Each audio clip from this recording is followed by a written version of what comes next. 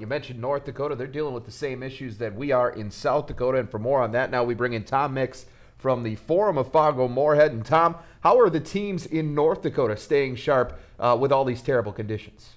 Well, like you guys said, weather and the snow has just been a huge issue up here. The baseball teams are trying to get outside as quick as they can, but the white stuff is sticking around longer than it has been in the past years.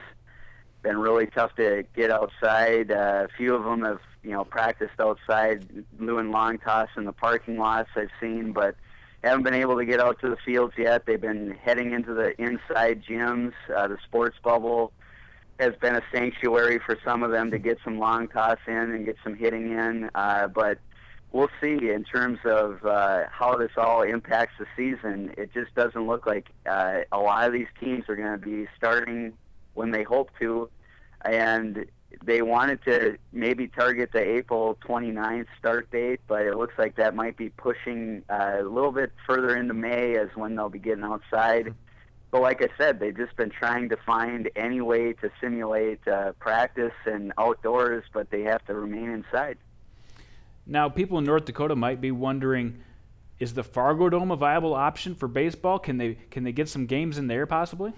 As far as I know, from hearing across the city here in Fargo for Metro ADs talking about that, the Fargodome is not available for baseball and softball, and just for the sole fact of it would take so much planning and so much finagling to get it configured right, and the fact that it just is so much to rent that facility for one game or one afternoon or one time slot that it's just not feasible. So the start date of these Metro baseball teams will be when the snow melts and when the fields are ready to play outdoors. That is when all these Metro teams in Fargo and North Dakota across the state will be playing baseball.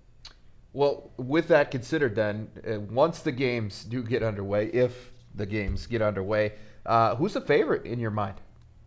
I have to say in Class A, it's Davies. Fargo Davies, they qualified for state last year, and they're coming back with a healthy returning lineup. Top to bottom, it looks like their lineup is full of hitters that are 1 year more experienced. Their pitching depth is better than anyone in the East on paper. And it's just a matter of them being able to get outside, play a game, and see where they stack up with everybody. But like I said earlier, it's just been so difficult for them to get going and prove that they're one of the top teams in Class A. Out in Class B, I would have to say returning champions Beulah are the favorites to repeat in Class B. It looks like they return quite a bit, and it'll be interesting to see how they stack up. Like I said, the whole state's dealing with this weather issue. It's not just one portion of it.